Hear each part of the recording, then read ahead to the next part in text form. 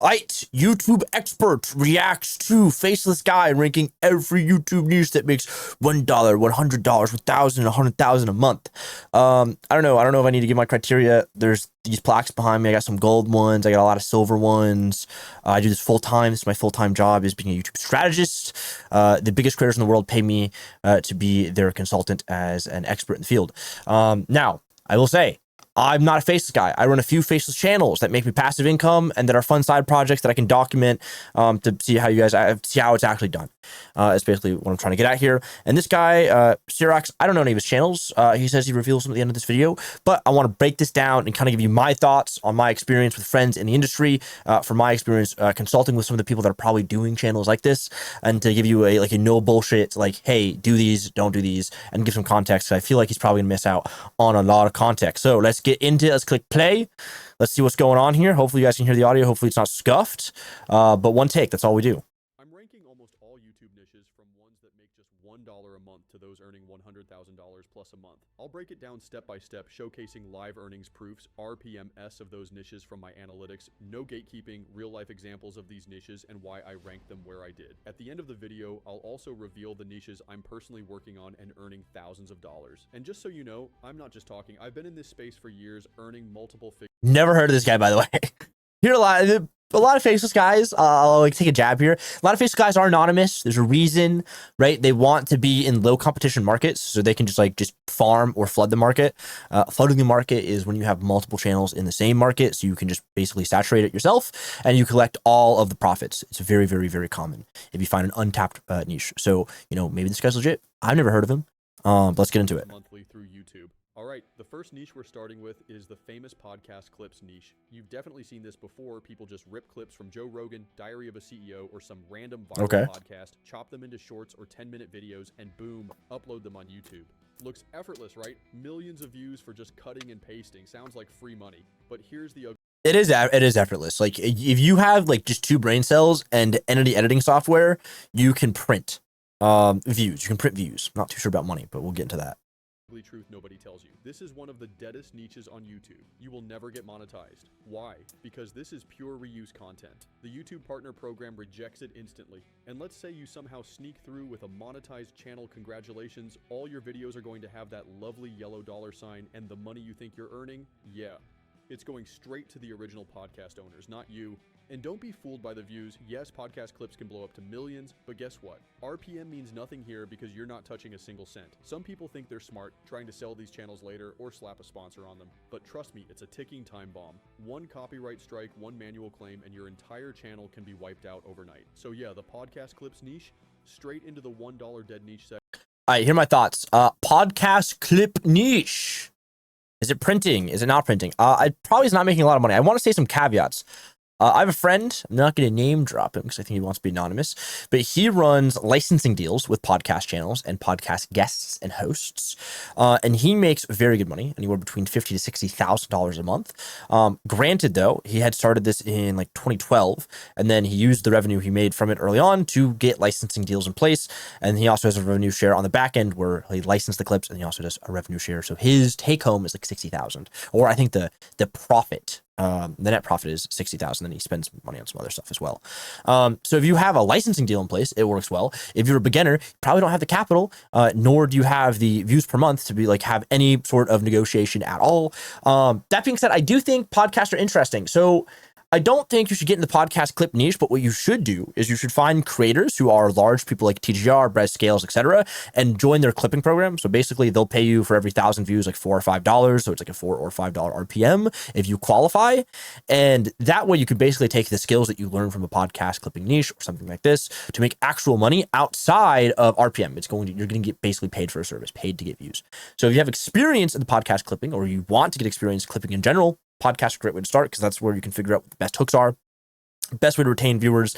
So in that sense, you're not making the money from YouTube, you're making money from like a third-party platform, like a WAP or a third-party deal, like usually direct to that specific creator, and it can be quite good. But in general, would avoid it.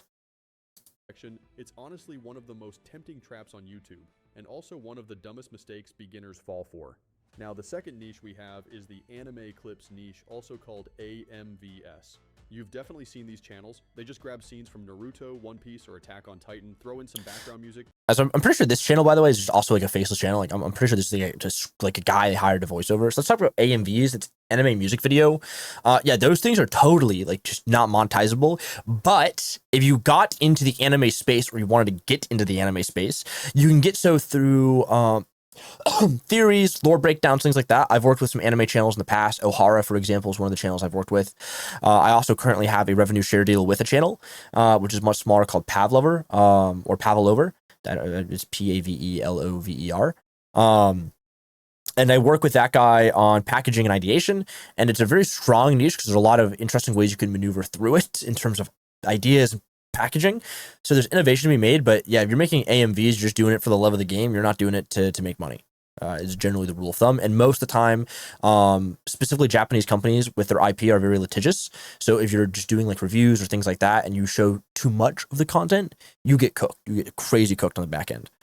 Maybe slow it down a bit and upload it. And the crazy part, these videos can hit millions of views. Like seriously, anime edits blow up like wildfire. But here's the problem. This niche is an absolute copyright nightmare. Every single clip you upload belongs to the anime studios, and they don't play around. YouTube instantly detects anime content. Your videos get claimed, your revenue goes straight to the copyright owners, and if you're unlucky, your channel might even get hit with strikes and taken down completely. And don't let the big AMV channels fool you. Most of them either started years ago when the rules were looser, or they're running on borrowed time until YouTube swings the hammer. So yes, views might look good, but money equals zero. You can't monetize, and your RPM... Pretty much, if you're doing AMVs, you're cooked. If you don't do AMVs, you're probably fine. Doesn't matter at all. Probably is like with quote, like you can still get like screwed, but like I generally, like I very rarely see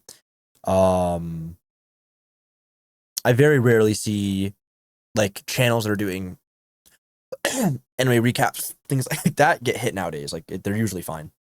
So the anime clips niche, straight into the $1 dead niche section. If you want a fire niche, yeah, I'll put you guys in some games. You want a fire niche, a niche that I've always wanted to get into. There's like 2 or 3 channels that do it, but they basically talk about like mindset stuff with like anime as like kind of like the lens. So it'll be like, you know, how to become like Anakoji, or how to think like Light Yagami, or how to like build a physique like Toji Fugashiro, right? So they take these things that are super popular and aspirational for like that like kind of audience that knows, and they like blend it with like the men's self-help kind of niche, and they use the principles like taught or like displayed by the characters in the anime that this audience is familiar with, or like just a general like audience is familiar with, and then they apply like, you know, men's self-help stuff to it. Like that pairing is super elite in my opinion. Like you might have some copyright issues, might not. I'm not really too sure, but it's always something I wanted to get into because I think it would be so fucking easy to do. Super fun and tempting, but in reality, it's one of the fastest ways to waste your time and risk your whole channel. Now, the third niche we have is the sports highlights niche. I'll say this right. We can skip this one because you guys probably seen a billion of these channels. I'll put it this way: unbelievably profitable. Unbelievably profitable. There are some caveats. I would not touch anything that is European football.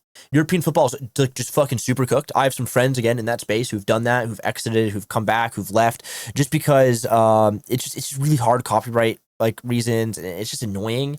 That being said, North American sports leagues are a little bit softer on the copyright, and I know some of them like the NBA and I think the NFL as well now have a revenue share deal where you can use their content like free of charge. You just have to pay like 30% of the revenue or 50% of the revenue goes straight to them through like a CMS, I believe.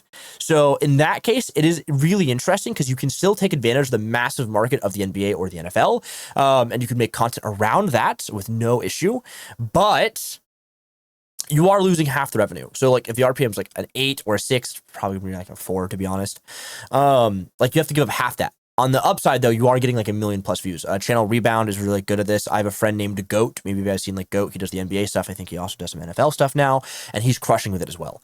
So I know it works. He's probably going to put this in a low category because you get copyrighted. It really just depends on the league that you're focusing on. I know like one thing that some people are doing are getting into racing content because it seems to be way more lax there. F1, like endurance racing, WBC, things like that, like rally car, for example, is a little bit more lax on the rules. But the thing is, the audience isn't as big because there's some technical knowledge required where anyone can kind of watch an NBA game or an MLB game, for example. So yeah, just food for thought. If you are going to do it, do a US league. See if they have, you can look into it, see if they have a revenue share deal available. Yes, you're going to lose out on some money, but it is fairly safe and you do have a mass market you can just tap into. And if you want to take it a step further, get into player documentaries.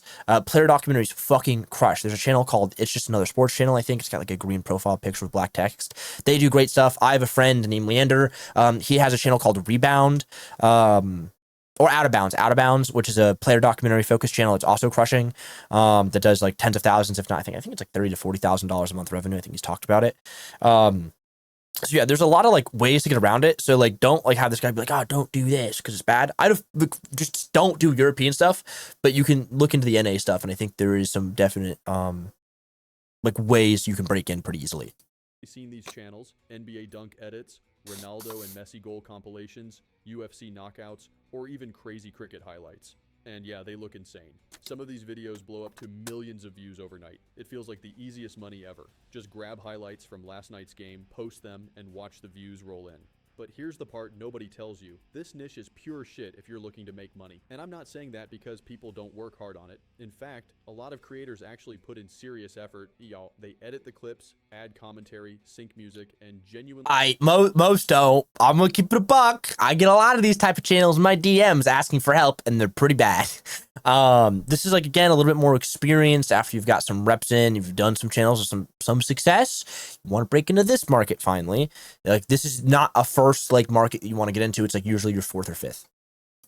Try to make it entertaining. They provide value, but none of that matters because YouTube's copyright system doesn't care how much effort you put in. The second you upload, the copyright bots are on you like hawks. NBA, FIFA, UFC, Premier League, these guys don't play around. Every single clip you upload belongs to them. Your video will get claimed. Every dollar goes straight to the leagues, not you, and even worse, you're always one strike away from losing your entire channel. This music is awful. Examples online of hardworking editors, fired editor gang, hundreds of thousands of subscribers, only to have them demonetized, copyright struck, or wiped out overnight. Millions of views, $0. So yeah, I'm putting the sports highlights niche straight into the shit niche section. It looks flashy, it gets insane views, but financially, it's like scoring an own goal. You lose every single time. The next niche we have is gameplays with commentary niche. This is where you just record raw. Let's talk about the gameplays with commentary niche, okay? I'm gonna put you on some crazy game. If you want to become a millionaire in the next 2 years on the YouTube shit, make a fucking Roblox channel. I have clients, I'm not gonna say who they are, but I do have some of their plaques behind me that have done incredibly well. I also know there are people making millions of dollars a year, not multiple years, millions a year, hundreds of thousands a month. I think the biggest guy I know is doing like $500,000 a month right now with multiple channels in the Roblox niche. You can also do this faceless. You can do it very easily faceless. You can outsource long term. So yeah, like the gameplay commentary niche, like, yeah, if you're just like some like guy who has like a headset and I'm like, I'm gonna record a let's play today, you're not gonna make fucking any money. It's not 2012 anymore. You're not gonna be Jacksepticeye. You're not gonna be PewDiePie. That being said, there's ways to innovate in the space. You see a lot of the Minecraft long plays crushing it. I see a lot of, one of my favorite niches is the guys that'll do the full game, no commentary. They'll be like, full game, and it'll be like the most popular game from a few years ago. You can nostalgia bait a little bit, like full Red Dead 2, nostalgia, long play, no comm. So you just finishes the entire game in one sit down. No commentary. It's like 14, 16 hours. Racks up watch time over time. Generally, you're going to record it in 4K, so you get that juicy TV viewership, and it's also ultra long form. You watch it in multiple sessions. It's really, really strong in that department. I know tons and tons and tons of people who are killing it that way. So yeah, like if you're just doing raw dog commentary, it's not going to work, but if you can find little ways to innovate, you're going to crush. You see story time stuff with the Minecraft niche do really well, where it's just people playing Minecraft and like the world and are talking about like life and like, you know, relationships and like, you know, their lived experiences. That does well. Probably have to have an interesting life or be well spoken to get your point across. But yeah, like generally you're just gonna like raw dog a commentary channel. It's not gonna be very profitable. I will also say if you want to really print in the gaming space, video essays do really well. I run a video essay channel. It's made me like $20,000-$30,000.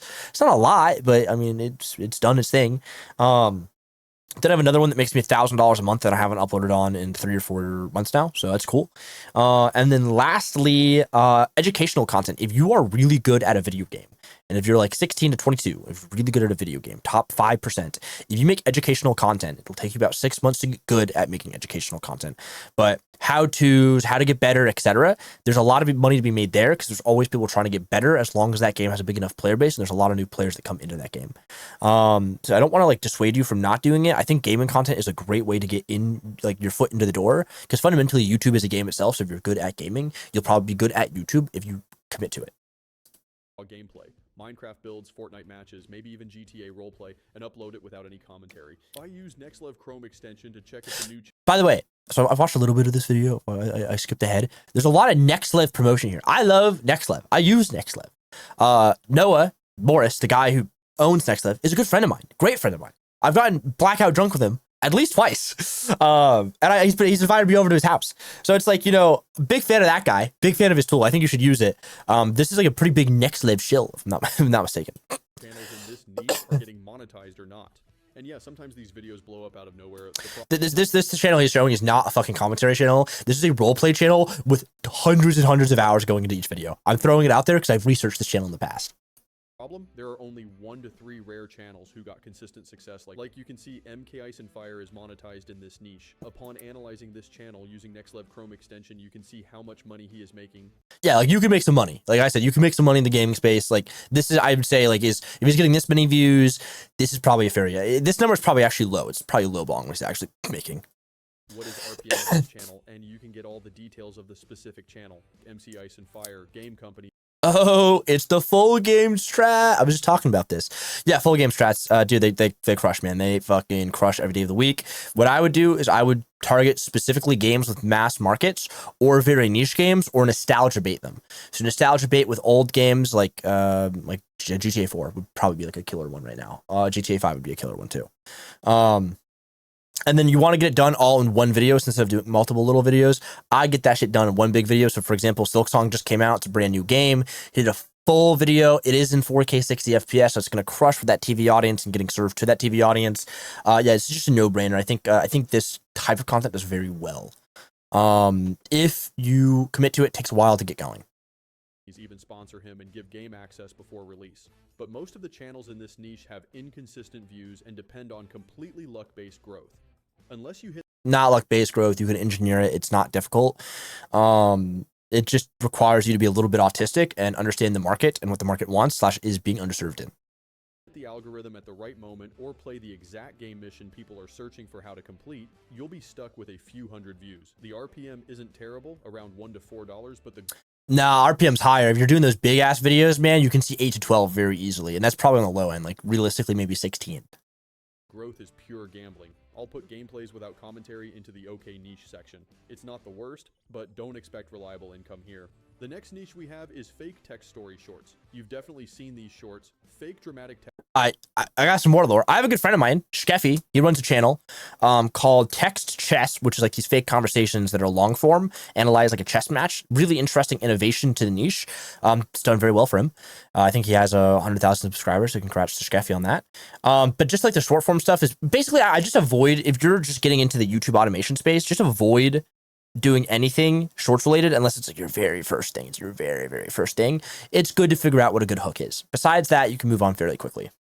Text conversations with an AI voice ending with a shocking twist. Stuff like, she texted her ex and then this happened. I used NextLev Chrome extension search filter to check if channels in this are still getting views or not. It allows you to filter more specifically, unlike YouTube's original filter option. These used to get crazy traction when short. Actually, good feature by the NextLev extension. Again, I'm not paid. Noah's a friend. I use the tool. It's pretty useful. Were fresh, but now the audience demand has tanked. Feels like YouTube's out. It's not that demand has tanked, it's that there's fatigue. So there's a difference between like a demand tanking and like the reasons why. So a lot of them are very fatiguing, very low quality. Like you're probably just using a tool to automate them. If you add some innovation, like what Skeffy did with Text Chess, it's really, really not that bad. That being said, it's much harder to innovate in a saturated space. Algorithm has started ignoring them. It may work on TikTok, but we are talking about YouTube here. The RPM is already low, $0.1 to $0.3, straight into the OK niche section. It works sometimes, but the demand just isn't there anymore. To find the next niche to rank, I use NextLev. We can skip this. You can find more than. Came across this as casually explained niche channels. This format is killing it on. All right, let's talk about this real fast. This is good. I mean, yeah, it's just good. It just really requires you to be like not brain dead, which unfortunately, like most people just starting out, which this video targets, are brain dead. That's just the way we're gonna call it. I'm not gonna tell you, oh, you've got all this potential. I don't fucking know. You probably don't have any potential. You've got no idea what works and why it works. So, getting into this requires you to be like pretty smart. Very, very, very, very rarely do I see someone get into, we'll call it the paint explainer. He's calling it casually explained. It's the paint explainer. It's the guy who popularized it. Yes, casually explained existed before that, but that guy's a YouTuber, not like some faceless entity trying to suck money out of the algorithm. This requires you to have a pretty good understanding of how to write a script and how to be funny, and also be somewhat knowledgeable on the topics. A lot of this is outsourced now, but like early on, it was probably a lot of guys like just figuring it out themselves. YouTube right now. Basically, channels that explain everyday concepts in a casual, funny, slightly sarcastic way. The beauty is it doesn't feel like school, it feels like a chill conversation with humor sprinkled in. If you've got script writing and comedic timing or have ChatGPT, you cannot generate one of these fire scripts with ChatGPT. I refuse to believe it. If you want good script writing, hit up Subscriber. It's an AI script writing service / tool that is like trained on this data. Like you can just like link a channel and it'll be like, here is a good script based on that. Like a customized tool like that is going to be way better than just ChatGPT. ChatGPT just fucking sucks for anything that isn't research. And if you want actual good writing, use Claude. Claude has the best, in my opinion, like tonality when it comes to writing. It's very casual. So Claude for writing, or a custom tool like Subscriber, which you can pay for, which is the express purpose is to automate scripts. ChatGPT is not going to get you there, so don't let him tell you that. It's just not really what works. It can. I'm not going to discredit it if it does work for you, but it's much harder, and I don't think it's as worth it. Pro, this niche is gold. RPM usually falls in the $3 to $6 range depending on your watch time and ad breaks. Into the okay niche section. It has big potential, but you need also, he's like putting in like the okay niche section. Like, dude, those videos can make you like 30 grand if you get one to a few million views, which is like not an impossibility. So like that one can fucking print every day of the week. Also, they're super evergreen, and you can just like throw it up into a different like medium or modality at a later date into like 3D or something like that if you wanted to. In your scripts to stand out. The next niche we have is Fern style documentaries. Channels like Fern or Simplicissimus. He just uses the two biggest examples. There's a few others.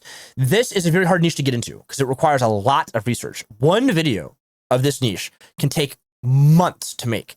In terms of research, in terms of script writing, in terms of editing. Because you're doing a lot of heavy 3D stuff. If you're not doing a lot of heavy 3D stuff and you're doing supplementary 3D stuff, cuts the time back quite a bit. I have a friend who runs a channel called Cypher, good friend of mine.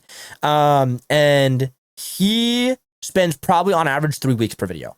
So yeah, it's like, it's you're taking a lot of big bets, and this is a very experienced like niche. You do not get into a 3D video essay niche, as your first or even fifth channel. Like this is like a 10th or 20th channel that you get into.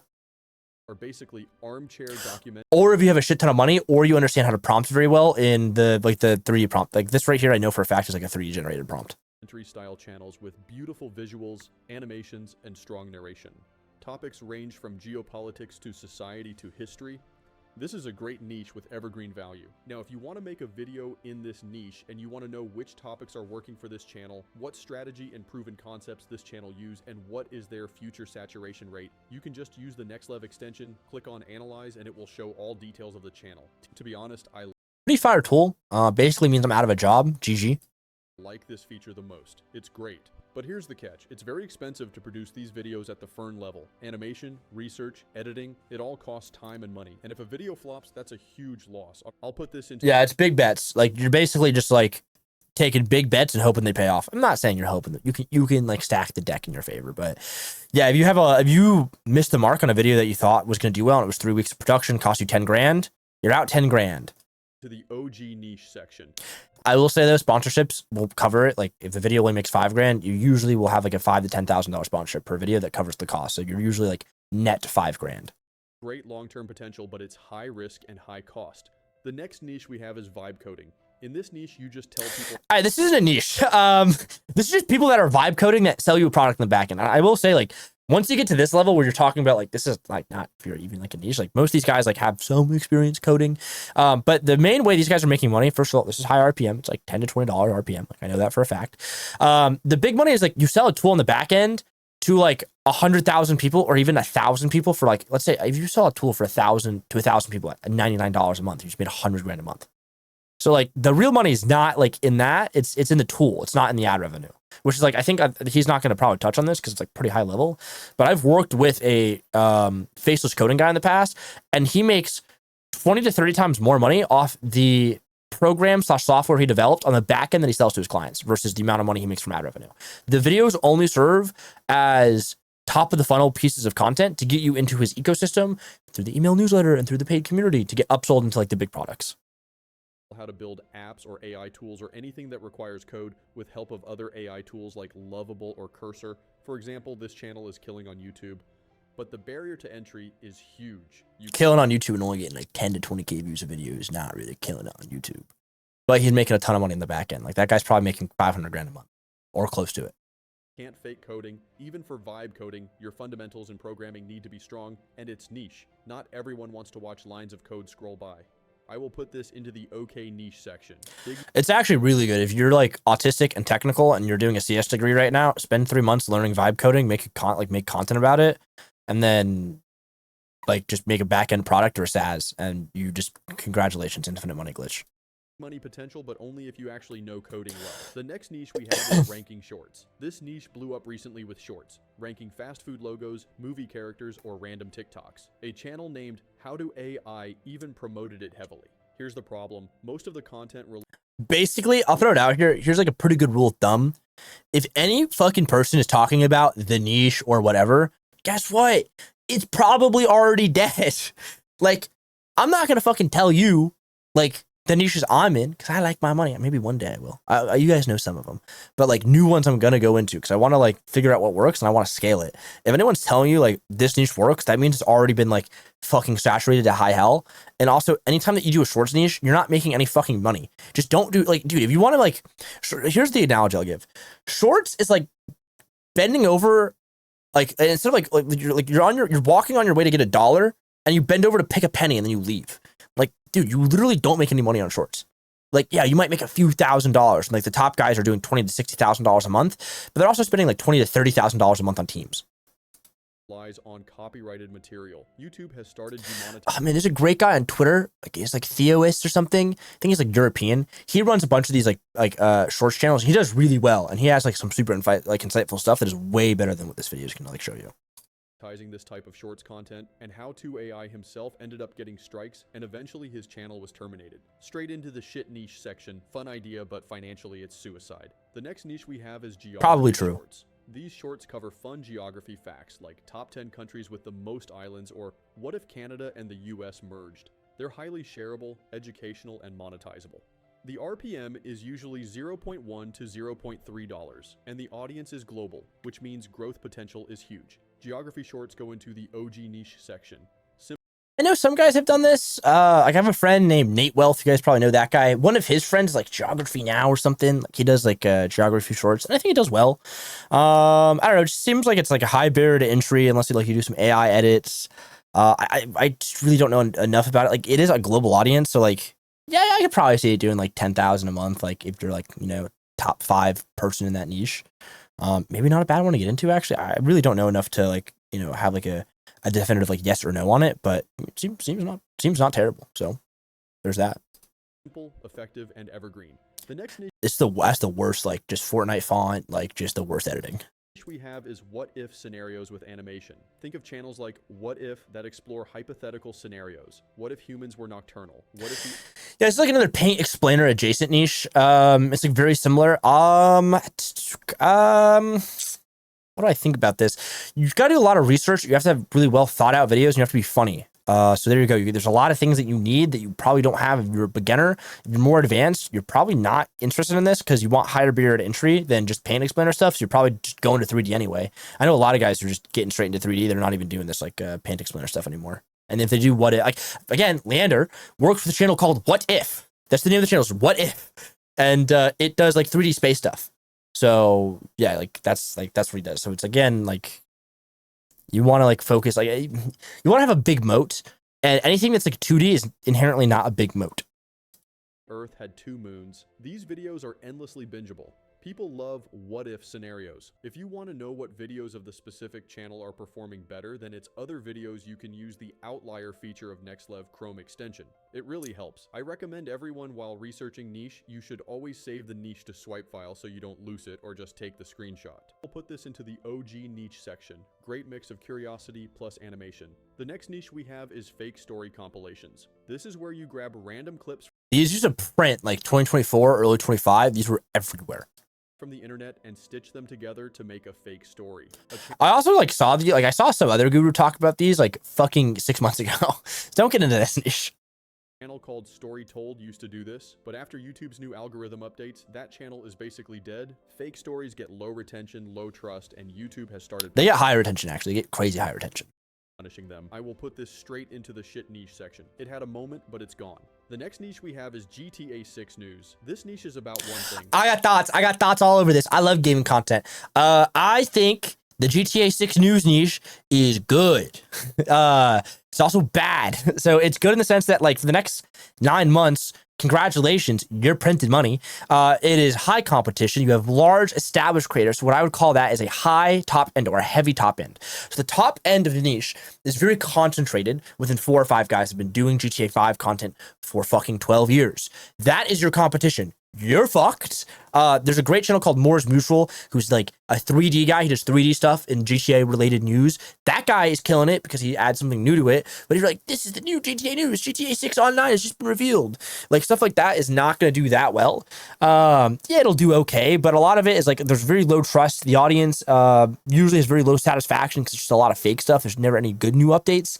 Because if there are good new updates, the top end guys will already cover it. So it's really hard to break out in that regard.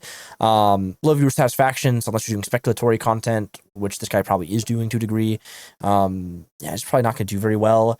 What's the other thing that I have against this? Oh yeah, there's no upward mobility. You can only be in the GTA vertical. So if you want to like cash in and then cash out, yeah, maybe it works. But like you can't like go to another game, right? So like in reality, what you should do, there's a guy called Beller, I think maybe news, Bellur, Beller, something like that, who makes news content for broad gaming. He uploads daily, rips the Vexian style thumbnails. If you know, you know. And that guy is doing really well because he's a lot of horizontal mobility. He can cover any game, and even if he has a video that does bad, it's not the end of the world. I know that guy's making anywhere between $20,000 to $40,000 a month, just based off his views and on his RPM. So breaking into that, I think would be way easier. Also, like a guy named Luke Steffens does this kind of content as well, which is not strictly related to GTA. So instead of like putting yourself in a very highly competitive niche, just become a broad gaming news channel because there's always gaming news, and you can always like fucking dramatize it in print.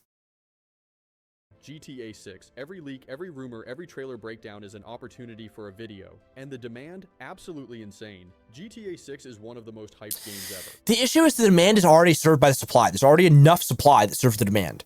That's the issue. It's like that matrix is like already filled. Again, that's why it's hard to break in because there's high saturation, because there's high demand. There's also high supply from the top end. So it's very hard to come in from a new channel as a new channel. The best part? There's unlimited content topics until and after release. RPM is around $2 to $5, and sponsorships in gaming are strong. Sponsorships in gaming are strong relative to like the actual market. Right now, it's fairly weak because the economy is kind of fucked, or it's like it's hanging in the balance. So like sponsorships are not like super like locked in there. Also, if you're talking purely about GTA news, you're not going to get any fucking like big sponsors. You're not going to get like peripheral sponsors. You're not going to get software sponsors. You're basically going to get very little sponsors. So because you're just so like in like a vertical that like just doesn't have like any value for the viewer. GTA 6 news goes straight into the gem niche section. This niche alone can make you a full-time income. The next niche we have is meme coins. This niche is all about meme coins. Meme coins is a good niche if you want to scam people and get investigated by the SEC in 5 to 10 years. I promise you that. I've worked with some of the guys in the meme coin space. They make millions of dollars a month because they have referral links. They own equity in the platforms that you're using to trade on. They launch their own fucking tokens. They're consultants for tokens on the back end. Like I know I'm not going to say who, but I work with a very high profile entrepreneur in the YouTube education space who worked on the back end as a consultant for some of these meme coins and some of these cryptocurrencies. And he was making 7-figure deals from being a consultant on how they should do their social strategy. And that's how he's making all of his money. instead of shilling meme coins to his audience, he just worked with the meme coins directly. So like if you build up a big enough channel, you could do it on the back end that way. But yeah, like it's just fucking ridiculous. Like the amount of money in the meme coin space is ridiculous. I think you probably avoid it unless you're selling a course or you have a tool. It's a really great way to get sued, by the way, like a very like incredible way to get sued because you open yourself up to so much liability because you're giving investment advice on speculatory assets, which there's just laws against that. So I would avoid the meme coin space at all costs. Because it's just bad. Also, YouTube just changed the policy. This guy doesn't talk about this here because he doesn't know. But YouTube just changed the policy where if you make any quick claims or how to make money claims in titles, intros, or thumbnails, guess what happens? You get a strike. You don't get a copyright claim. You get a strike for violating policy. And 3 strikes, you're out. Like Dogecoin, Shiba Inu, or new viral tokens. It's crazy volatile, but the RPM is insane, $15 to $50 plus. On top of ad revenue, you can sell many products, run signal communities, or even launch your own product. The business opportunities here are huge. I will put this into the gem niche section. Risky, but the earning potential is unmatched. The next niche we have is world stats and evolution. These channels show how things evolve. These channels don't get monetized anymore, from my understanding. I'm pretty confident in that. Because I looked into starting something like this like 3 years ago, and I was talking to some friends about it that do YouTube stuff, and they're like, yeah, we don't do these channels anymore because they just don't get monetized. Evolve over time, like population growth, richest companies, or top YouTubers over the years. A lot of that content has been changed into 3D stuff, visualizations. So like you'll see like VFX artist visualizes richest man in the world, or 7 levels of wealth, and it's like it's all 3D stuff rather than just like the 2D slideshows, which again costs money because you're doing 3D stuff. They're fun to watch, but YouTube's algorithm doesn't push them as much anymore. RPM is around $2 to $6. I will put this into the okay niche section. Good for views, but inconsistent. The next niche we have is nursery rhymes for babies. Think animated nursery. Dude, I'll watch, but what the fuck are we doing here? Rhymes and baby songs like Cocomelon. These channels. Oh yeah, Cocomelon. My favorite. Money machines, making millions per month.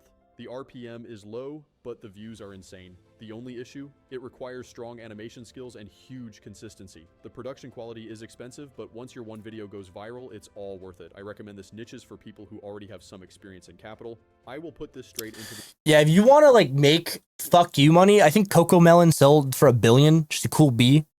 Here's the thing, cost tens of millions of dollars in upkeep, in licensing. Well, you also make money like licensing the back end, but like you just gotta spend so much fucking money, like just a ridiculous amount of money. You also have to network. You can't have one channel. You have to have a dozen channels. It's so hard to break into. Like there's no point in breaking into it unless you're an established firm.